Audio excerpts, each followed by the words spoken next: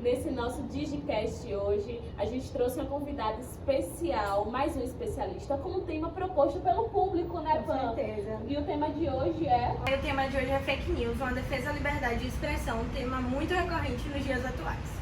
E a nossa especialista, gente, está completamente afiada para tirar as dúvidas de vocês, com perguntas que foram vocês que propuseram para nós, para passarmos para ela. Então eu vou passar a palavra para ela. Pode se apresentar. Olá, bem-vindos. Espero atender as expectativas. Ela já disse que eu tô afiada e a gente fica como, mesmo sabendo do que se trata, a gente fica nervoso ainda que, como Pamela disse, seja um tema muito corriqueiro de fato né? Principalmente depois aí das campanhas eleitorais, das últimas eleições que foram fogo. Quem é aquele eleitor ali que discute mesmo os pós e contras, enfim, sabe, né? Eu me chamo Madi Suara, para quem não me conhece, eu sou especialista em Direito Digital. E vou falar para vocês hoje, né, como é que esse cenário, se tratando da liberdade de expressão e da fake news, e como a liberdade de expressão se sobrepõe a isso no sentido de que a manifestação da vontade, né, a manifestação da sua liberdade, da sua opinião, como garante a nossa Constituição.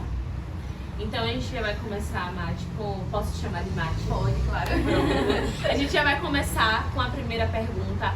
É uma pergunta, inclusive, que muitos alunos, iniciando os estudos em direito digital, têm dúvidas ainda, que é quando entrou em vigor a liberdade de expressão no ordenamento jurídico.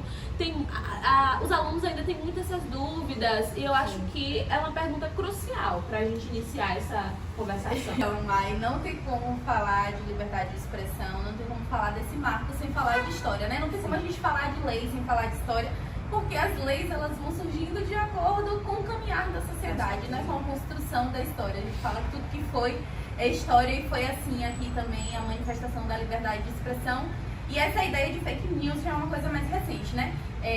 A gente tem aí grandes marcos históricos que refletem muito isso, da questão da manifestação da liberdade de expressão. Porque a gente tem uma Constituição, 1988, que a gente pode dizer assim, que é um marco significativo para garantir isso de uma forma mais efetiva, né? Que é lá no artigo 5º, o rol de direitos fundamentais, inciso 4º, que fala que é livre, né, a opinião, salvo anonimato. Então, assim, somos todos livres para nos expressarmos.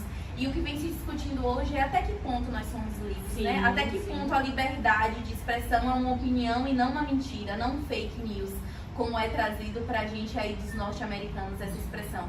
Mas a gente tem momentos também em que houveram muitos conflitos, né? A gente tem antes disso aí, ou melhor, posterior mesmo à Constituição, a gente tem o período de 64, a gente tem esse momento em que outros países estavam vivendo a Segunda Guerra Mundial e aqui nós estávamos vivendo quase que paralelamente a ditadura militar. Então, nesse cenário de ditadura militar, mesmo pós-Constituição, onde é que ficou isso? Sim. Dessa liberdade de expressão?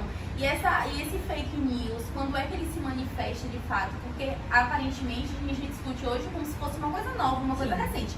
E na verdade a expressão fake news no Brasil é que é algo recente. Mas se a gente for pegar jornais, por exemplo, a gente tem jornal que foi produzido no século passado nos Estados Unidos, em que já se tratava dessa matéria de fake news. Que na verdade as pessoas usam, né, muitas vezes da liberdade de expressão para manifestar as suas opiniões que nem sempre são de fato condizentes com a verdade. Então a gente caminha aí. Mas se fôssemos falar assim da literalidade da lei no sentido da liberdade de expressão, com certeza o marco seria a Constituição Federal de 1988. Bom, Mati, como você já tinha falado anteriormente, a liberdade de expressão ela é uma garantia na Constituição Federal. Como você acha que esse direito, já garantido pela Constituição, ele passa pelas censuras de determinadas informações? Esse é um assunto muito delicado, porque na verdade eu lembro que a gente já conversou sobre isso, né, há mais ou menos 3 meses atrás, e a gente tem uma linha muito tênue entre liberdade de expressão e fake news, porque na verdade o que se discute hoje é manifestar a sua vontade, manifestar a sua opinião, sem que isso seja entendido como fake news, porque na verdade se manifestar está acima disso, que é na verdade o que a gente pretende. Mas assim, tentando responder a sua pergunta, eu acho que algumas censuras, elas visam justamente evitar essa disseminação de informações que não são verídicas. Porque assim, a gente vive num mundo hoje onde tudo se espalha muito fácil. A gente tem as redes sociais, a comunicação, a internet, uma loucura. Tá nas nossas mãos. Exatamente. E duas redes sociais muito específicas, não sei se eu posso falar isso aqui, acho que eu posso. Olha. O Instagram e o Twitter, né? Que são acho que as duas redes mundiais assim, mais famosas. Você fala isso aqui e se torna isso aqui. E as pessoas vão passando e vão dando as suas opiniões. Essa semana mesmo, não sei se vocês viram, Bruna, esposa de Ludmilla, cantora, funkeira, maravilhosa, ela falou do ensaio do biquíni, mas falou de uma forma generalizada. E as pessoas ali na internet já falando como se ela tivesse falado. Somos vítimas constantemente de fake news, de haters. O tempo todo. A gente traz uma entrevistada, a gente surge com alguma Porque coisa, a gente fala uma atacada. pergunta, põe uma palavra que as pessoas interpretam de outra E entram forma. no nosso relacionamento e inventam várias coisas. Enfim, nós somos vítimas o tempo todo. Pra quem tá na mídia, ainda tem muita. A força parece que é ainda maior, na verdade. Isso foge do controle quando se trata de pessoas públicas como vocês, Sim, né? Na sim. verdade. E como isso aconteceu com o Bruno, a esposa de Ludmilla e dançarina. Então assim, a gente vive numa... É tudo muito avassalador, é tudo muito rápido, a gente não tem controle. Só que juridicamente, em algumas esferas, eles entendem que isso se faz necessário, porque... E não tem como a gente falar de fake news hoje sem falar de política, porque eu acho que foi o segmento da sociedade mais afetado com fake news nos últimos 5, 6 anos, mais ou menos. Né? Então, assim, não tem como não falar disso. E isso para a política traz um peso muito grande, porque você imagina que você tem eleitores completamente leigos, por mais que tenha acesso à internet, não tem tempo de qualidade na internet. Quando eu falo tempo de qualidade, eu falo no sentido de não saber pesquisar, né? Não sabe se aprofundar, verificar se a informação de fato é verdadeira. Então isso causa um caos. E no segmento como esse é importante, porque você tem diversas pessoas influenciadas, muitas vezes por mentiras, e mentiras não são opiniões. Você pode até acreditar na sua mentira, mas ela não é uma opinião. Uma opinião, por exemplo, é você me dizer aqui agora que você discorda de mim no sentido que deve haver censura ou não haver censura. Isso é uma opinião. E diferente se a gente falasse qualquer outra coisa, que é melhor não falar, porque as pessoas vão recordar isso e Colocar como fake news, eu já tenho certeza. E a próxima pergunta, Mati, eu achei bem interessante, inclusive. As fake news não constituem relações diretas com a liberdade de expressão. Dessa forma, a quais direitos podemos relacionar a liberdade de expressão? Um beijo, que mandou essa pergunta foi Bruna de BH. Afiado, viu? Esse público de vocês. Para responder essa pergunta, precisa de um certo conhecimento em outras áreas, né? No qual, sendo especialista no direito digital, eu conheço minimamente porque é necessário. Mas respondendo de uma forma bem simples, ele está ligado a simplesmente todos os outros ramos. Porque quando a gente pensa em liberdade de expressão e fake news, a gente atrela isso à Constituição, como já foi dito. A gente pensa no direito penal, no crime, né, que envolve espalhar. Porque, tipo assim, quando você espalha uma mentira, não se restringe só ao fato do que as outras pessoas vão pensar, mas nas implicações que essa mentira, que esse fake, vai gerir na vida da outra pessoa ou na vida da empresa, por exemplo, se for um caso, né, como a gente sabe que infelizmente acontece. E aí você tem isso espalhado em outras esferas. A gente viu isso na esfera eleitoral e foi investigado, ainda é. A gente vê isso com pessoas famosas na esfera criminal, porque isso gera as pessoas, e aí falando de forma leiga, se me permitem, né, as pessoas vão lá falar, isso é calúnia, isso é difamação, em pé tem as suas diferenças, a gente sabe que nem sempre é configurado um ou outro. Mas assim, a gente consegue perceber bastante a incidência disso, afetando diretamente a Constituição, porque quando você fala de fake news, a pessoa que muito provavelmente fez isso se manifesta no sentido de que é livre o seu direito de pensar e se expressar. A gente tem dentro do direito penal como que isso atinge a honra da pessoa que teve um fake news espalhado sobre si, tanto na esfera civil, porque a gente pode falar de indenização moral pelo ocorrimento de fake news, também como na esfera eleitoral, que eu acho que foi onde o Brasil assim, percebeu. Estamos vivendo um momento muito grande de fake news, precisamos tentar controlar isso de alguma forma.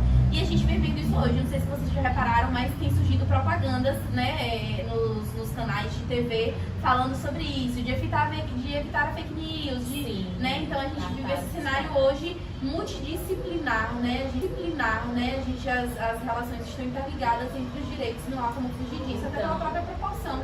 Abrange vários direitos, né? Então a gente tem que estar bem atento, né? Porque não é só sobre política. Deixar bem claro que não é sobre política. Isso já está sendo bem esclarecido aqui. Bom, Mati, por esse viés. Então, eu queria tirar uma dúvida com você, que eu achei muito interessante aqui, que uma seguidora enviou. Quais são as medidas que você acha necessárias para inibir as notícias falsas e dessa forma proteger a liberdade de expressão? Eu acho que essa é a pergunta mais difícil. Eu espero que das difíceis essa seja a última. Porque é uma discussão sem fim, não é simples de resolver, né? Às vezes a gente fica até com receio de falar sobre isso nas redes sociais, nos canais públicos, que as pessoas pegam uma partezinha daquilo e transformam como se fosse a solução, e não é. A gente está longe de chegar numa solução, porque a gente lutou muito para chegar no que temos hoje, diversas pessoas podendo expressar-se nas redes sociais e em outros canais digitais, né, como em sites. A gente tem aí grandes referências de pessoas que noticiam e que noticiam informações assim, né, que geram grande impacto na sociedade, principalmente nessa era digital de Instagram, como o Léo Dias. Eu até estava falando dele para vocês, né, antes da gente começar, que volta e meia vai contando uma história. Tratar isso, trazer isso com um grau de importância real, com um grau de importância que deve ter. Porque se fala muito, mas existe a lei, mas não existe uma consequência. Você não pode, mas qual que é a consequência disso? A gente discute isso o tempo todo.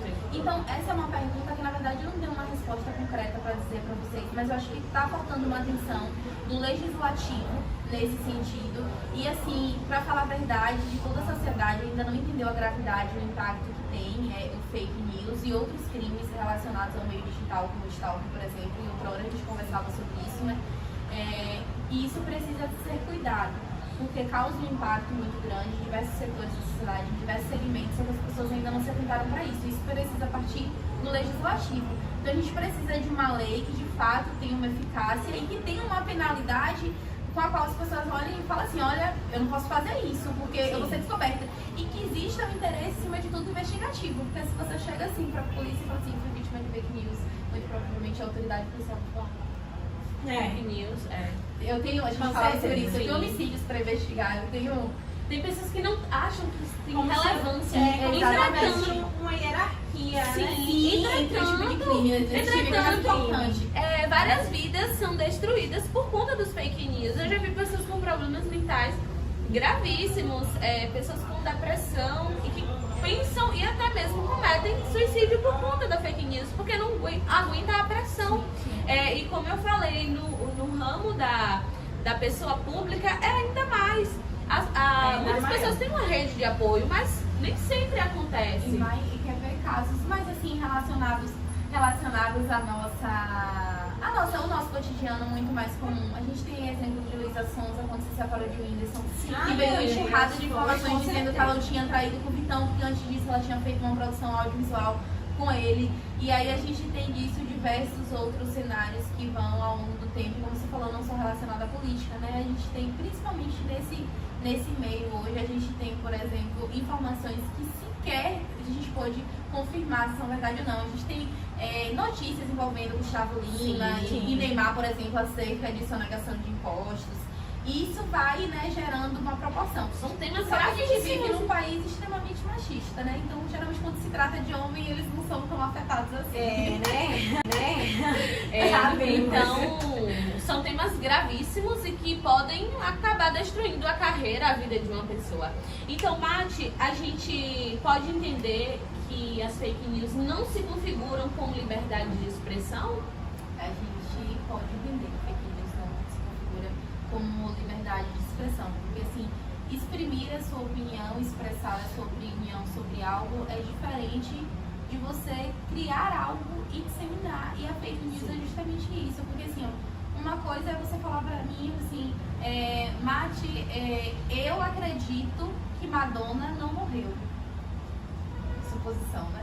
Michael Jackson, eu acredito que Michael Jackson não morreu, sim. Que bacana que você não acredita, você tem esperança no seu coração, eu adorava ele também, achei ele maravilhoso. E outra coisa é você simplesmente chegar e falar assim, ele não morreu.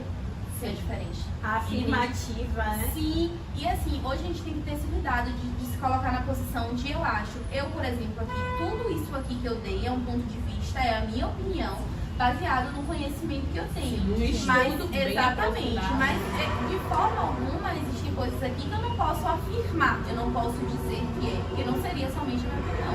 Seria uma informação caracterizada ou tratada com certeza de algo que é impossível dar certeza. Sim. E geralmente, observe, a fake news ela tem isso. Para finalizar, no sentido dessa pergunta, a gente precisa fazer uma ressalva daquelas pessoas que acreditam viamente no que recebem e propagam.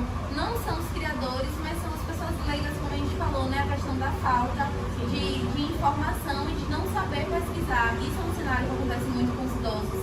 Eles recebem isso de pessoas que eles confiam e tem essa questão da credibilidade, da confiança. Então, por exemplo, se eu envio algo para minha avó tem quase 80 anos, ela vai acreditar. Então ela vai repassar isso. Não, minha neta sabe do que tá falando. E vai repassar isso. Eu acredito que, né, com você deve acontecer também. Essas pessoas do seu ciclo de confiança mais velhas, elas têm essa facilidade em repassar o conteúdo sem verificar e sem duvidar. Não é que nem a gente recebe uma coisa, tipo assim, isso aqui tá estranho. Deixa eu dar, mas se não se interessar, isso tá estranho. E aí depois a gente vai em busca e vê que não é nada disso, né? Então tem esse viés também. Todos os ângulos precisam ser analisados. Assim, Mai, diante de tudo isso, né, e para finalizar, no sentido dessa pergunta, a gente precisa fazer uma ressalva daquelas pessoas que acreditam viamente no que recebem e propagam. Não são os criadores, mas são as pessoas leigas, como a gente falou, né, a questão da falta de informação e de não saber pesquisar. Isso é um cenário que acontece muito com os idosos. Eles recebem isso de pessoas que eles confiam e tem essa questão da credibilidade, da confiança. Então, por exemplo, se eu envio algo para minha avó tem quase 80 anos, ela vai acreditar. Então ela vai repassar isso. Não, minha neta sabe do que tá falando. E vai repassar isso. Eu acredito que, né, com você deve acontecer também. Essas pessoas do seu ciclo de confiança mais velhas, elas têm essa facilidade em repassar o conteúdo sem verificar e sem duvidar. Não é que nem a gente recebe uma coisa, tipo assim, isso aqui tá estranho. Deixa eu dar, mas se não se interessar, isso aqui tá estranho. E aí depois a gente vai em busca e vê que não é nada disso, né? Então tem esse viés também. Todos os ângulos precisam ser analisados, né? Então, é isso. Eu acredito, como ela ficou esclarecida. Com certeza, né? Até porque com tais perguntas e com explicação maravilhosa dessa, eu acho que fica difícil a não compreensão. É um tema bem profundo também, tem outras milhares de perguntas quanto a isso. O nosso tempo é curto, nosso podcast é para ser direto e claro, mas quem sabe em outro momento a gente não pode estar convidando você mais uma vez, Mati, para esclarecer. E tem outros temas também que vocês podem propor. E é isso, a gente fica por aqui. Até a próxima, gente. Espero que tenham Obrigada. gostado. Um beijo. Prazer estar aqui com vocês. Obrigada, Mati. Tchau, tchau. Tchau.